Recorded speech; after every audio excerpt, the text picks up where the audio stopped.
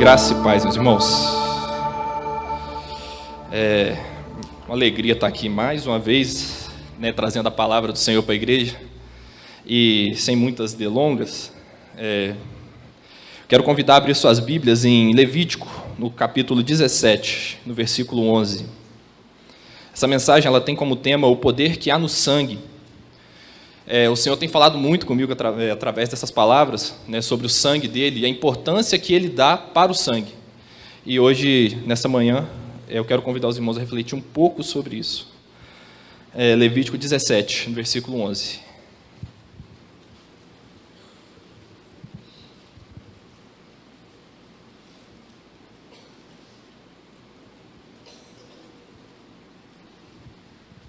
Amém? Estou abrindo umas Bíblias ainda.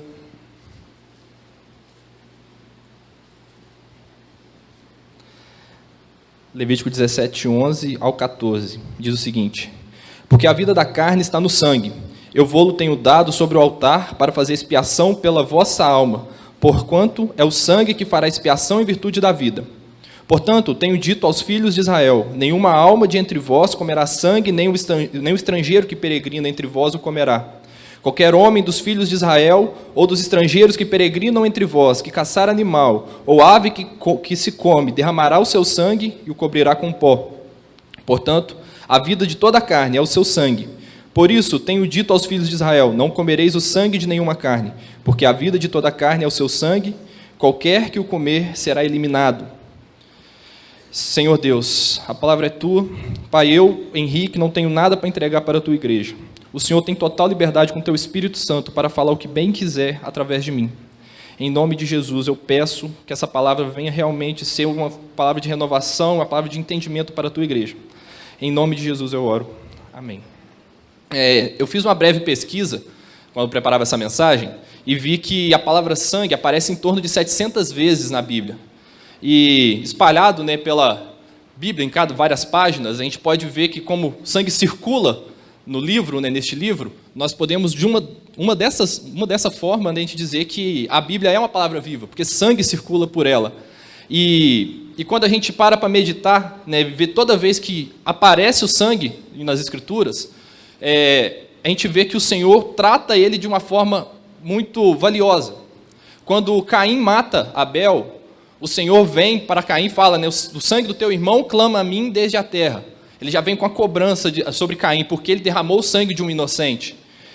Quando os irmãos de José se reúnem contra ele, planejam matá-lo, Rubem, ele entendendo o preço do sangue, ele vira para os seus irmãos e diz assim: não, vamos só lançá-lo à cova, porque na cultura deles eles já entendiam que para Deus o sangue era algo muito valioso, e ainda é. Então Rubem ele vem e fala: não, vamos lançá-lo à cova, vender como escravo, pelo menos a gente não matou. Porque o sangue derramado é algo muito caro. E se a gente olhar em Números 35:16, quando a lei vem falar sobre o preço do assassinato, a lei cobra do assassinato o sangue do assassino. Então, se eu derramo o sangue de alguém com a ferramenta, como a palavra diz, eu assassinei alguém, o meu sangue, na lei, deve ser derramado para pagar por esse assassinato, pelo sangue de um inocente. E em todo o decorrer da Bíblia, a gente vai ver Deus cobrando algo muito valioso pelo sangue, e o sangue paga por algo valioso também. E o primeiro ponto, eu quero refletir em 3 pontos hoje, nessa manhã. O primeiro é o sangue tem o poder para o perdão. Vamos abrir em Levítico, capítulo 4, no versículo 1.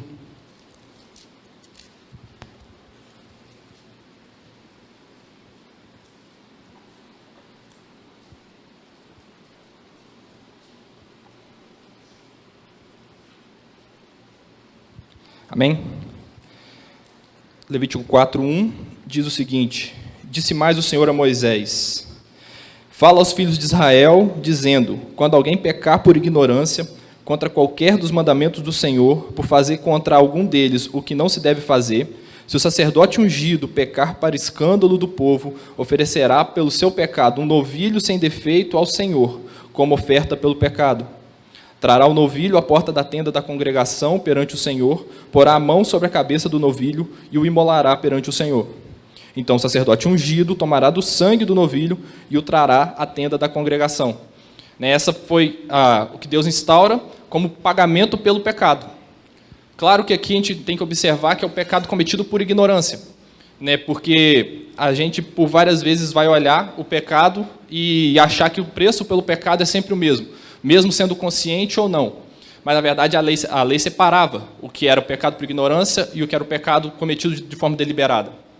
E esse pecado por ignorância é o pecado que eu cometo, não tendo ciência que ele é pecado, e sendo talvez sacerdote ou alguma pessoa venha me avisar futuramente, ou futuramente eu venho reconhecer, a lei vinha com a solução de entregar o novilho para pagar esse pecado de forma depois. E a gente entende que Deus ele instaura esse método de pagamento pelo pecado, porque o pecado que não deveria estar em nós entrou na carne humana. Porque quando Deus cria o homem esse é um pensamento meu, né, a palavra diz, né, que quando Deus criou o homem, né, do barro e soprou em suas narinas o fôlego da vida, a gente pode se entender que ele soprou realmente o ar, mas talvez foi uma forma poética de Moisés falar, mas talvez ali naquele momento, quando Deus cria o homem do barro, pode ser que o sangue começou a circular nas veias do homem quando a palavra diz que Deus soprou em suas narinas o fôlego da vida, porque a palavra diz que a vida da carne é o sangue. Então, aquele boneco de barro se transformou o homem quando o sangue começou a circular em suas veias, talvez. E aquele sangue era um sangue puro, até o homem decidir fazer as coisas da sua vontade, da forma que ele queria, né, se rebelar e desobedecer a Deus. E quando o homem decide desobedecer a Deus, o pecado contamina o seu sangue. E o sangue que alimenta a carne contamina a carne. E a carne começa a ter desejos pecaminosos. E aí o pecado vem e começa a fazer parte de nós. E por causa disso, hoje, nós vivemos nessa luta contra o pecado. E Deus, quando vem instaurando a forma de pagar pelo preço do pecado, porque quando há morte, é necessário sangue para trazer vida de volta. Então, uma solução que ele trouxe naquele momento foi: imola um novilho. Porque o sangue do novilho ele vai fazer aquela aproximação do povo com Deus novamente. Porque Deus nunca quis que a gente ficasse distante dele. A criação foi Deus convivendo com Adão no virar do dia. E a intenção de Deus é que isso aconteça conosco até hoje. E para trazer essa aproximação, era necessário, na época da lei, o sangue de um novilho, de um ser, né, sem defeito, né, um inocente, um novilho novo, né, 1 ano, se não me engano. E ele, com o sangue dele, o sacerdote levava à tenda e derramava para o Senhor. Pagava como preço do pecado da pessoa. E quando a gente vem pensando, né, que essa forma de sacrifício do novilho era só por pecado cometido, né, sem querer, aquele por ignorância, hoje, um dos maiores problemas que nós vemos na igreja, no Brasil, pelo menos, as pessoas que eu vejo, é aquele ensinamento de que o amor de Deus aboliu a justiça de Deus. E a gente confunde achando que a justiça de Deus, ela não é uma manifestação do amor de Deus. Na verdade, a forma quando Deus vem, a gente vê no Antigo Testamento, quando o povo de Deus, sendo alertado pelos profetas, mesmo assim pecava, Deus cobrava do povo o castigo. Não era só o preço, um sacrifício necessário ser pago pela desobediência do povo, mas o povo perdia algo com a permissão de Deus, era a justiça de Deus se manifestando. E era a única forma de Deus demonstrar amor para aquele povo, porque era o único jeito deles prestarem atenção no cuidado de Deus com eles. Porque, às vezes, nós desobedecemos ao Senhor, nós sabendo que é pecado, mesmo assim cometemos, e não queremos a consequência desse pecado que cometemos. E nós devemos entender que, a partir do momento que desobedecemos, é necessário a gente pagar o preço, porque há consequência pelos nossos erros. E isso não é porque Deus é ruim, mas sim porque ele é bondoso, mas ele é justo. Ele é amoroso, mas ele é justo. E a justiça ela é uma manifestação da forma de Deus amar a gente. Deus não vai passar a mão na cabeça da gente porque a gente aceitou a adoção através de Cristo e agora nós somos filhos de Deus. Não, nós somos filhos de Deus, mas nós vamos pagar pelos nossos erros mesmo assim. E hoje as pessoas chegam na igreja e às vezes elas acham que a vida dela vai se tornar um mar de rosas, tudo é uma maravilha e ela vai poder continuar errando, abusando da graça. Porque ela não entendeu o que é a graça de Deus. Porque a graça de Deus, ela é o sacrifício de Jesus, ele é o meu pecado por ignorância já pago. Quando eu me arrepender de um pecado que eu cometi de forma intencional, o sangue de Jesus vai me perdoar. Porém, eu vou pagar pelo preço desse pecado que eu cometi mesmo assim. Eu tenho que ter esse entendimento, para depois não ficar mimado, chorando no canto ali, reclamando que Deus não gosta de mim. Eu tenho que ter esse entendimento porque quando eu estou aqui, quando eu venho para a igreja e as coisas começam a dar errado por consequência dos meus atos, eu não posso culpar a igreja, eu não posso culpar os irmãos, eu não posso culpar o pastor, eu não posso culpar a Deus. É a consequência das minhas atitudes. E essa mentalidade de que Deus é só Deus de amor e só passa a mão na cabeça dos filhos, isso tem criado uma geração mimada, pessoas mimadas, que não aceitam a repreensão às vezes. A gente tem que se posicionar como filhos de Deus e entender que Deus quer que a gente amadureça e cresça nele. E a partir do momento que nós vamos amadurecer, a gente vai passar por castigos pelos nossos atos de maturidade. E é só assim que a gente vai crescer. E quando a gente começa a abusar da graça, a gente talvez extrapola também no uso da justiça própria, porque às vezes a gente não entende o que é a graça e começa a achar que, como eu tenho errado com Deus, eu tenho que fazer algo para me acertar com Ele. O negócio é que eu tenho que entender que quando eu erro, eu tenho que aceitar a consequência do meu erro. E não fazer vários métodos, campanha para pagar pecado, não tem isso. Eu tenho que aceitar o perdão que Jesus já me deu e não cometer esse erro novamente. E pronto.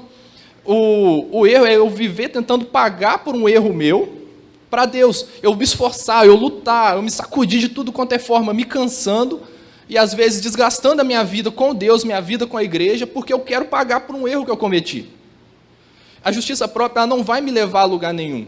A justiça própria vai fazer eu achar que tudo que eu faço é pela força que eu tenho. Se fosse pela justiça própria, eu não ia aguentar estar aqui em cima. Porque eu tenho um problema absurdo de falar em público. A tremedeira está um pouco leve hoje. Mas eu tenho um nervoso, eu fico muito ansioso de falar em público. E se não fosse a graça de Deus, se não fosse o poder do Espírito Santo, eu não ia estar aguentando estar aqui. Eu não ia aguentar falar nada.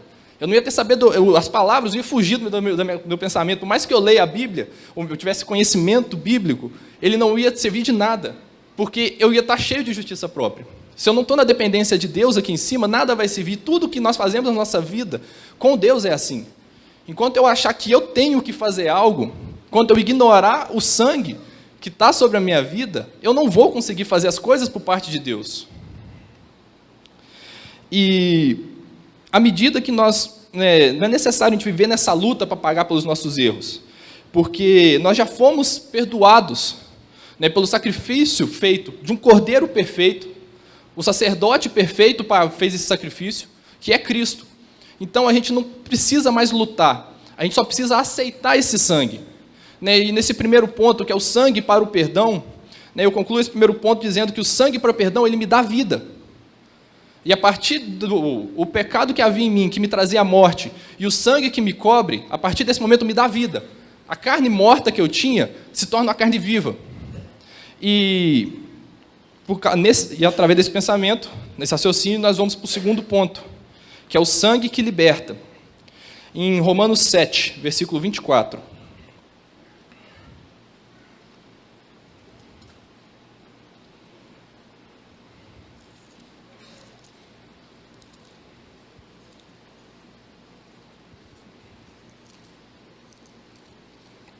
Romanos 7, 24.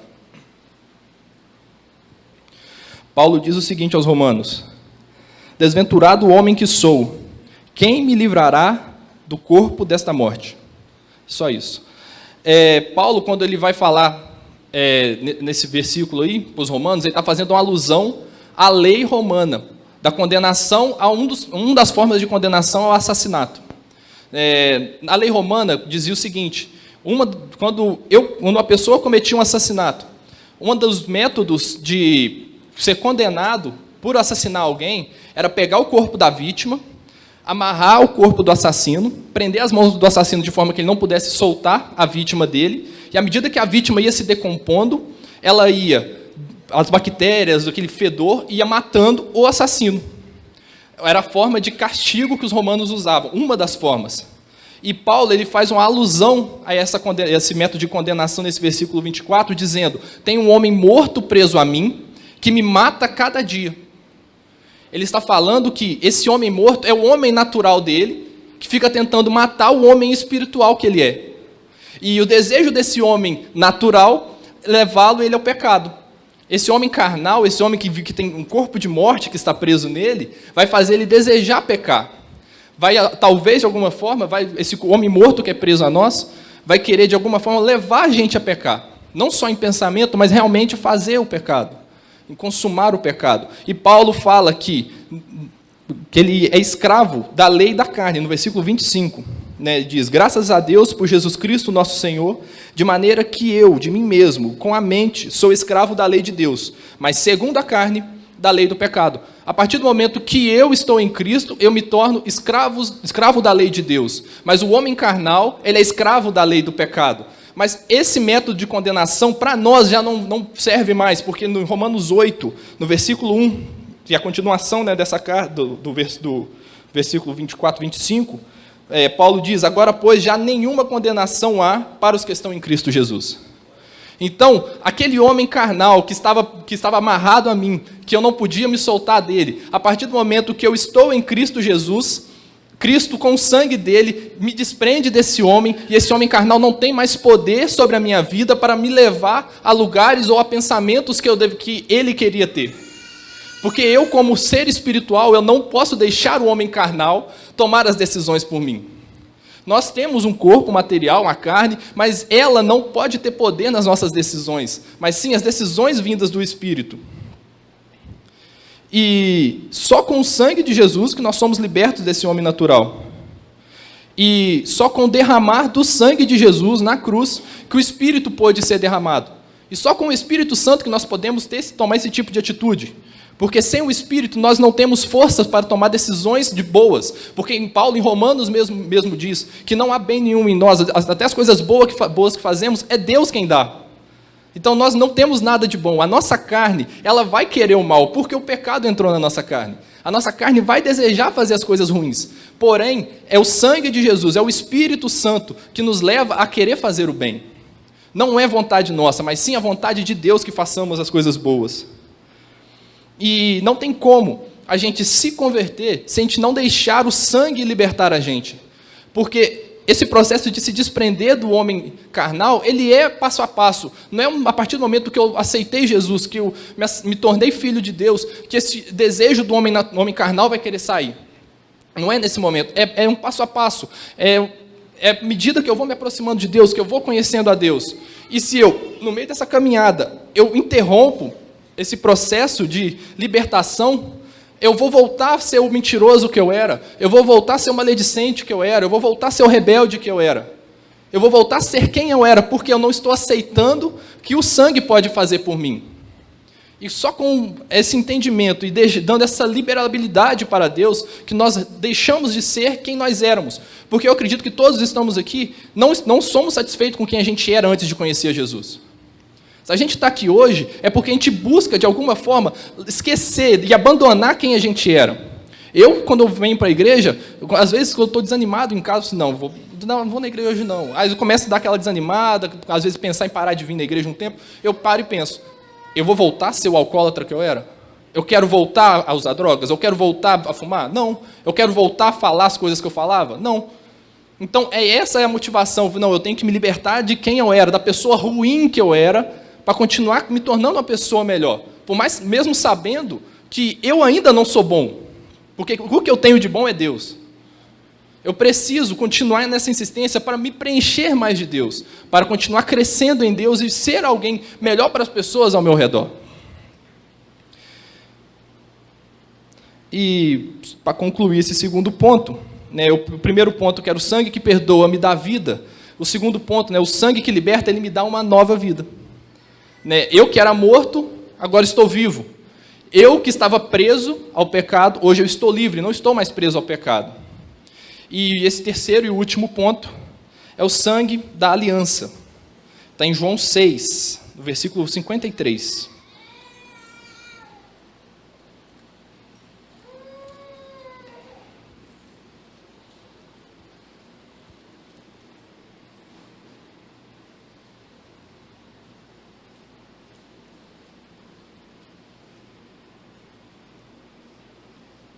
Amém? João 6, 53 ao 60. diz o seguinte a palavra: respondeu-lhe Jesus: em verdade vos digo, se não comerdes a carne do Filho do Homem e não beberdes o sangue, não tendes vida em vós mesmos. Quem comer a minha carne e beber o meu sangue tem a vida eterna, e eu ressuscitarei no último dia. Pois a minha carne é a verdadeira comida e o meu sangue é a verdadeira bebida. Quem comer a minha carne e beber o meu sangue permanece em mim e eu nele. Assim como o Pai que vive me enviou, igualmente eu vivo pelo Pai. Também quem de mim se alimenta, por mim viverá. Este é o pão que desceu do céu, em nada semelhante àquele que vossos pais comeram e contudo morreram. Quem comer este pão viverá eternamente. Estas coisas disse Jesus quando ensinava na sinagoga de Cafarnaum. Muitos dos seus discípulos, tendo ouvido tais palavras, disseram: duro é esse discurso, quem o pode ouvir? Jesus, quando ele vem fazer esse sermão, um dos mais pesados que ele faz, ele não está falando de canibalismo, porque às vezes a gente vai parar para ler as Escrituras e vai achar que as pessoas que ouviam os discursos de Jesus eram pessoas sem entendimento completo das coisas que falavam, mas aqui os discípulos entenderam o que Jesus estava falando. Eles não falavam que duro era o discurso porque Jesus estava falando que ele tinha que cometer um ato de canibalismo naquele momento. Jesus falava que vocês vão ter que comer a minha carne e beber o meu sangue, vocês vão ter que fazer uma aliança de sangue comigo. E na cultura dos povos antigos, hoje ainda existem algumas tribos, principalmente na África, que fazem isso, que é a aliança de sangue, um pacto de sangue feito entre duas pessoas. Hoje a gente tem esse hábito de falar assim: rapaz, eu dei minha palavra, eu sou homem, eu vou cumprir a minha palavra, rapaz, respeita, né, a moral. Mas a aliança de sangue, ela vale muito mais do que a própria palavra, vale muito mais do que o que a gente faz, ou que a gente assina algum documento. Porque a aliança de sangue para Deus é algo que é inquebrável. A aliança, naquele momento, quando eles faziam aliança, no caso as tribos hoje, né, que ainda fazem, eles fazem um corte na mão ou no braço, e a partir daí eles selam de alguma forma, alguns fazem alguns rituais, outros colocam as feridas em contato para selar essa aliança. E quando é feita essa aliança, é algo que é inquebrável. Assim, eu estou fazendo um acordo com você e nada vai quebrar. Isso é um método, é algo cultural deles. E o povo ali, os discípulos, entenderam o que Jesus estava falando. Jesus estava: vocês vão fazer uma aliança de sangue comigo. E os discípulos que andavam com Jesus naquele momento viram e falam: não, isso é muito pesado, porque eu já tenho uma aliança de sangue, a aliança da circuncisão. Porque quando Deus vira para Abraão e fala para cortar o prepúcio, e fala assim: essa é uma aliança que eu estou fazendo com você. É a primeira aliança, o primeiro simbolismo de uma aliança de sangue que Deus faz com o povo dele. Mas Jesus vem falando: essa aliança da circuncisão ela já não é mais suficiente, eu quero uma aliança mais profunda. Porque Paulo fala em Romanos da circuncisão no coração. A circuncisão na carne de pouco servia, olha os fariseus, todos tinham sua circuncisão, a circuncisão na carne, mas nenhum deles seguia o que realmente as Escrituras queriam que eles fizessem. Eles faziam por imagem, por aparência. O Paulo, quando vem representar a circuncisão do coração, é uma circuncisão espiritual, algo que vai fazer a gente realmente ser aliados de Deus. É uma aliança que realmente vai marcar a gente por dentro, não só algo que marca a nossa carne. Porque a gente vê que uma marcação na carne já não é o suficiente. Porque o caminhar dos judeus, do povo de Deus, foi para seguir a lei, meio que para se adaptar com a sociedade do momento.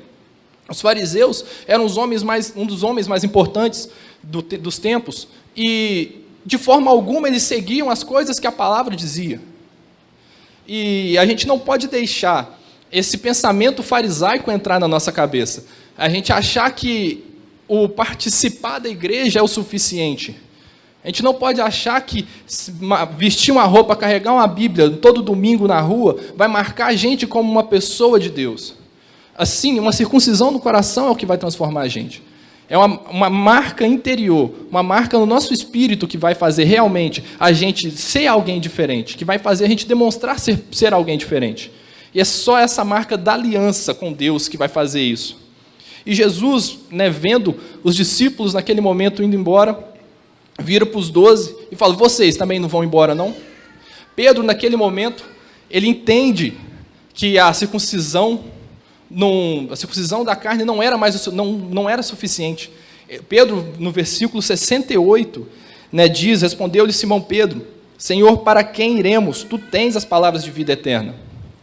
Pedro fala assim: tá, Senhor. Pedro, como judeu, futuramente ele teria um problema, né, na doutrina judaica, conciliando com a nova aliança, mas naquele momento Pedro fala assim: Senhor, eu não vou embora, eu vou ficar, Porque eu quero ser aliado do Senhor no sangue. Eu quero ter essa aliança contigo por dentro de mim, não só na minha carne. Eu quero ser marcado pelo Senhor por dentro, no meu coração. E a gente não pode deixar essa religião farisaica, esse pensamento entrar na nossa cabeça. Porque há uma verdadeira religião que a palavra diz que existe. Porque muita gente fala que acabar com a religião não é para acabar com a religião. Porque Tiago 1,27 diz que há uma religião. Só que é uma religião que a gente paga um preço para viver ela. Não é uma religião farisaica onde a gente sobe aqui, a gente vem para a igreja, a gente está todo arrumado, todo bonitinho, e está na rua e não dá ideia para ninguém. A gente vê um necessitado e não ajuda. Essa não é a religião que Tiago 1,27 diz que existe. Porque há uma religião, que é a religião que quer religar o homem com Deus. E a gente tem que viver essa religião. Porque a palavra religião, no latim, é religar. A intenção da religião é trazer o homem para perto de Deus de novo. O homem buscar a Deus novamente. Mas é só a gente ajudando o próximo. A palavra em Tiago diz isso. A gente buscar ajudar o próximo. E quando a gente vive como fariseu, a gente só aponta o dedo para o próximo. A gente acha que marcar nossa carne é o suficiente, mas não é. E quando a gente olha, né, em aliança de sangue, a gente não pode esquecer da ceia do Senhor. Porque Jesus fala, comer a minha carne e beber o meu sangue. Na nossa ceia aqui, todo primeiro domingo do mês de manhã, quando a gente come um pedacinho de pão, toma aquele suquinho de uva, para representar o memorial da ceia, a gente está comendo a carne, a gente está bebendo o sangue. A gente está fazendo uma aliança de sangue com Jesus. E a gente não pode chegar aqui, o pastor sempre, toda ceia, ele vem e aconselha, né, não deixa de cear, mas avalie o homem a si mesmo. Você se avalia, vê como você está com Deus, se conserta com Deus. E aí sim, participa da ceia. Não é para você deixar de participar. E eu falo a mesma coisa. Toda vez que a gente participa da ceia, a gente está reafirmando uma aliança com Jesus. Aqui na nossa igreja, todo mês, uma vez por mês, a gente participa, e na hora que a gente come o pão, bebe o sangue, a gente fala, Senhor, eu estou aqui, reafirmando uma aliança com o Senhor. E eu entendo que uma aliança com o Senhor é algo para a eternidade. Então, no primeiro ponto, o sangue me perdoa e me dá vida. No segundo ponto, o sangue me liberta e me dá uma nova vida. E no terceiro ponto, o sangue da aliança me dá uma vida eterna. Eu me tornei um ser eterno a partir do momento que eu fiz parte do corpo de Cristo. A gente não pode deixar as coisas do mundo, as coisas, os desejos do pecado, os nossos desejos, e às vezes o nosso hábito religioso, o hábito farisaico, impedir a gente de crescer em Cristo e de conhecer mais a Deus. Quero convidar vocês a baixar suas cabeças, fechar seus olhos. Começa a pensar um pouco agora. Começa a pensar um pouco como você tem tratado o sangue de Jesus sobre a sua vida. Como você tem entendido que o sangue de Jesus tem te ajudado. Porque ele é realmente para te ajudar. Jesus, ele não morreu só para você ser salvo, mas sim, ele quer transformar a sua vida aqui na terra também. Ele vai trazer uma mudança em você. A salvação que ele te concede através do sangue dele, você aceitou, você recebeu essa salvação, e ela é para a eternidade. Só que o sangue, ele pode fazer muito mais por você. O sangue de Jesus, ele pode te transformar numa pessoa muito melhor que você é. O sangue de Jesus, ele pode te ajudar a ir a lugares que você nunca imaginou. Avalia hoje. A gente não precisa da ceia do Senhor nessa manhã para avaliar o valor do sangue ou coisa assim. Faça essa análise que o pastor pede todo domingo de ceia. Faça essa análise. Como você tem tratado o sangue do Senhor na sua vida? Qual tem sido esse valor para você? Porque Jesus, desde o momento que ele foi para o jardim e ora para o Senhor, Senhor, se possível, afasta de mim esse cálice, ele suando sangue, ali a primeira gota de sangue do seu sacrifício começa a acontecer, e ele atravessa a cidade carregando a sua cruz, chega no monte para ser crucificado, depois crucificado o soldado fura o seu lado, e água e sangue saem do corpo dele, representando que nenhuma gota mais ficou em seu corpo. Jesus perdeu até a última gota de vida que ele tinha, quando estava crucificado. Ele morreu por mim e por você. E o sangue dele, ele te dá a vida eterna. O sangue dele te traz a vida novamente. O sangue dele, ele te liberta. Ore ao Senhor. Entrega ao Senhor tudo que você tem necessitado.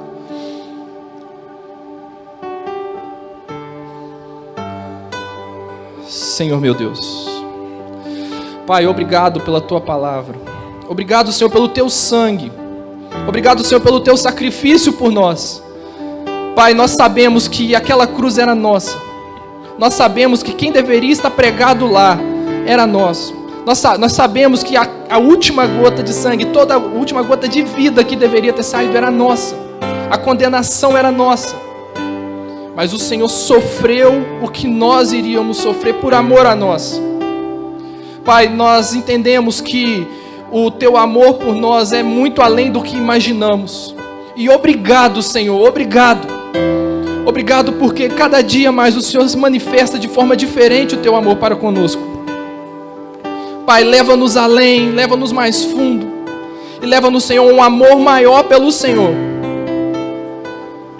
Jesus, coloca em nosso coração um entendimento de quão valioso é o sangue para o Senhor.